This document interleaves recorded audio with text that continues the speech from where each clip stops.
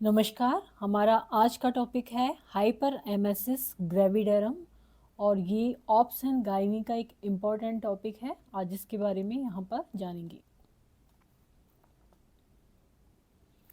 Hyper emesis gravidarum को H G short में बोला जाता है, H4 hyper emesis and G4 gravidarum. ये क्या है? एमेसिस का क्या मतलब होता है? वॉमिटिंग, और हाइपर मतलब कि बहुत ज़्यादा अमाउंट में वॉमिटिंग होना, और ग्रेविडा मीन्स प्रेगनेंसी में बहुत ज़्यादा मात्रा में जो उल्टी होती है उसी को हम कहते हैं hyper emesis gravidarum. Is extreme persistent nausea and vomiting. Persistent ही रहता है इसमें लगभग, और एक्सट्रीम पे होता है क्या? नोजिया, उल्टी जैसा फील होना और उल्टी होना। अकर ड्यूरिंग प्रेगनेंसी, और कब भी होता है ये? प्रेगनेंसी के दौरान। अब इस वॉमिटिंग से क्या होता है? It can lead to weight loss and dehydration. इससे वजन में कमी आ सकती है और डिहाइड्रेशन हो सकता है, पानी की कमी आ जाती है शरीर के अंदर। Hyperemesis gravidarum is sometimes called severe morning sickness. जो प्रेगनेंसी में मॉर्निंग सिकनेस होती है तो यहाँ पर उसको हम क्या कहते हैं? हाइपरेमेसिस ग्रेविडेरम को severe morning sickness is believed to be caused by rapidly rising blood level of hormone called human chorionic gonadotrophin और एससीजी। एससीजी हार्मोन जो कि प्रेगनेंसी के दौरान सिक्रेट होता है, तो उसका जो लेवल होता है वो ब्लड में बढ़ जाता है। इसी वजह से क्या होता है? हाइपर एमेसिस ग्रेविडेरम होता है। एससीजी क्या है? Human, C4 chorionic and G4 gonadotrophin. अब ये जो एससीजी हार्मोन है ये कहाँ से सिक्रेट होता है? प्लेसेंटा से सिक्रेट होता है। माइल्ड मॉर्निंग सिकनेस तो जो प्रेगनेंसी होती है उसमें कॉमन होती है लगभग 3 मंथ्स तक, लेकिन हाइपर एमेसिस ग्रेविडम में क्या होता है? लेस कॉमन होता है, इतना ज़्यादा नहीं होता है, किसी किसी को हो सकता है ये, लेकिन ये सीवियर बहुत होता है condition. Hyperemesis gravidarum usually occur during the first trimester of pregnancy में होता है, beginning around 6 week of pregnancy. जब प्रेगनेंसी होते हुए 6 वीक हो जाते हैं तब ये शुरू होता है। Symptom can last week, months और अप अंटिल डिलीवरी। तो एक मतलब कुछ वीक्स तक भी रह सकते हैं, कुछ महीने तक भी रह सकते हैं, या फिर डिलीवरी तक भी रह सकते हैं, बच्चे की डिलीवरी तक भी। They can be debilitating, preventing from doing normal activities. तो इनकी वजह से क्या है? जो प्रेग्नेंट लेडी है वो अपना जो नॉर्मल एक्टिविटी है वो नहीं कर पाती है, क्योंकि उसको वॉमिटिंग, और वॉमिटिंग की वजह से और कॉम्प्लिकेशंस हो जाती हैं। अब यदि हम बात करें कि इसके मोस्ट कॉमन सिम्टम्स क्या होते हैं हाइपरेमेसिस ग्रेविडेरम के, तो यह है सीवियर नोजिया, हमेशा उल्टी जैसा फील होना सीवियर डिग्री में।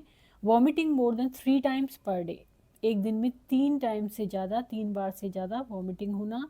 Losing more than 5% of pre pregnancy weight, pregnancy से पहले जो उस लेडी का वेट है उसमें 5% से ज़्यादा उसकी कमी आ जाना वेट की, तो ये हो जाता है इसमें symptom. Not being able to keep food और लिक्विड डाउन, जो खाना है या लिक्विड है वो ले नहीं सकती है। डिहाइड्रेशन हो जाता है कि उल्टी हो रही है और कुछ खा नहीं पी नहीं पा रही है वो, तो dehydration. Peeing less than normal, जो यूरिन है, यूरिन पास करती है वो नॉर्मल से कम होता है। एक्सट्रीम टायर्डनेस, क्योंकि उसकी डिहाइड्रेशन भी है, खाना भी नहीं ले पा रही, तो बहुत ज़्यादा उसमें थकान हो जाती है। इसके अलावा headache, salivating a lot more than normal and weight loss. Sign of dehydration, जैसे कि डिहाइड्रेशन के साइन आ जाते हैं, जैसे कि डार्क यूरिन होना, ड्राई स्किन होना, वीकनेस होना, लाइट हेडेडनेस, चक्कर आना, फेंटिंग, और कॉन्स्टिपेशन होना। डिहाइड्रेशन है तो कॉन्स्टिपेशन भी हो जाएगा उसको। Inability to take in adequate amount of fluid और न्यूट्रिशन, वो एडुकेट अमाउंट में फ्लूइड भी नहीं ले पाती है और न्यूट्रिशन भी नहीं ले पाती है।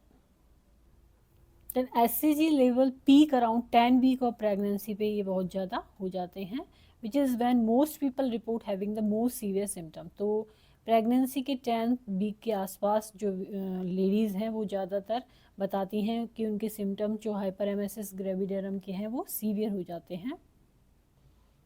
नेक्स्ट सिम्टम्स के बाद हम बात करेंगे risk factors of hyper MSS gravidarum के कारण या रिस्क फैक्टर्स क्या हो सकते हैं जिनकी वजह से ही हो सकता है। तो हैविंग एचजी इन ए प्रायर प्रेगनेंसी में भी एससीजी बढ़ा हुआ है और इसमें भी हो सकता है। हैविंग ए मल्टीपल प्रेगनेंसी है तो चांसेस हो सकते हैं हाइपर एमएसएस ग्रेविडेरम के।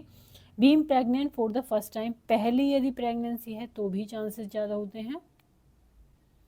Then a biological family history of severe morning sickness और एजी, फैमिली हिस्ट्री भी है।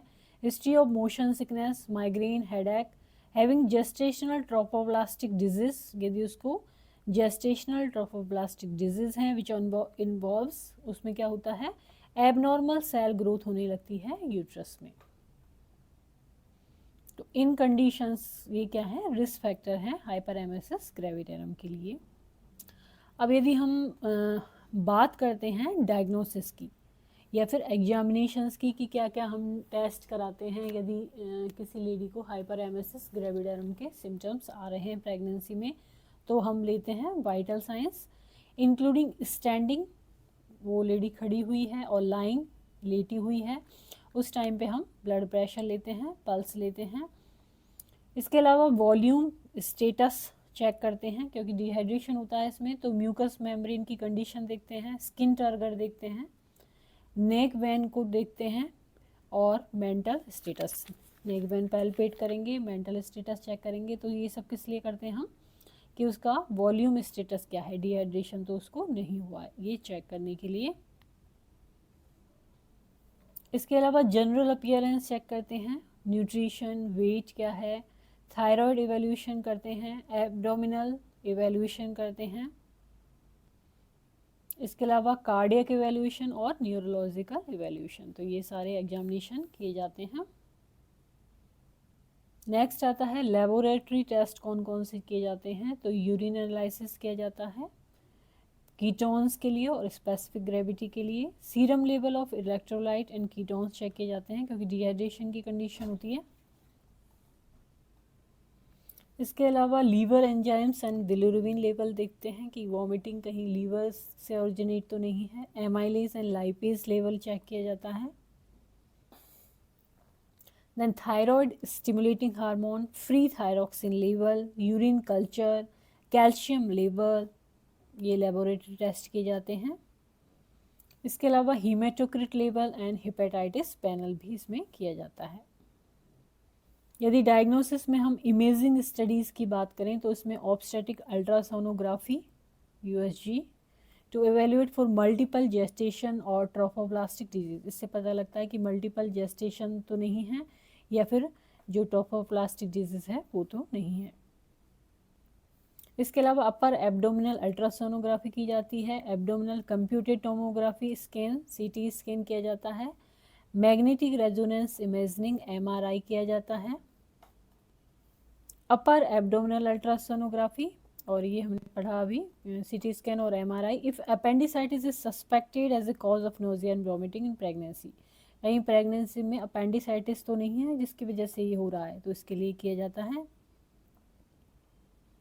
नेक्स्ट आता है मेडिकल ट्रीटमेंट, हम क्या करेंगे, a short period of not eating to rest the gastrointestinal system, तो जो जीआईटी सिस्टम है, गैस्ट्रोइंटेस्टाइनल सिस्टम है, उसको रेस्ट देने के लिए कुछ छोटे पीरियड के लिए यदि खाना नहीं खाया जाए तो नॉट ईटिंग की वजह से क्या होगा, रेस्ट मिलेगा जीआईटी को, तो ये किया जाता है। यदि डिहाइड्रेशन ज़्यादा होता है तो इंट्रावेनस फ्लूइड भी दिए जाते हैं, विटामिन और न्यूट्रिशनल सप्लीमेंट्स दिए जाते हैं। वाइटामिन्स में जैसे कि पायरोडॉक्सिन, एंटी एमेटिक में मेटोक्लोप्रोमाइड और ऑन्डेनसेट्रोन, जो कि किसके लिए है, उल्टी के लिए, वॉमिटिंग के लिए दी जाती है और क्या है, एंटी एमेटिक है। तो ये सारी जो मेडिसिन यहाँ पर बताई जा रही हैं ये डॉक्टर की सलाह पर ही लें, ये केवल एजुकेशनल पर्पज़ के लिए है वीडियो। देन कॉर्टिकोस्टेरॉइड में methyl prednisolone and antihistamines. Medical management के बाद है कॉम्प्लिकेशन क्या हो सकती है हाइपर एमएसएस ग्रेविडेरम की वजह से, तो फ्लूइड एंड इलेक्ट्रोलाइट प्रॉब्लम्स आ सकती हैं, पुअर न्यूट्रिशन, इसके अलावा लीवर डैमेज होना, yellowing of the skin, eyes and mucous membranes, jaundice के ये लक्षण हैं, ये दिख सकते हैं इसमें। और क्या कॉम्प्लिकेशन हो सकती हैं? विटामिन बी, थायमीन की deficiency, poor growth of the developing baby, क्योंकि माँ को ही प्रॉपर न्यूट्रिशन नहीं मिल पा रहा है तो उस पर बेबी।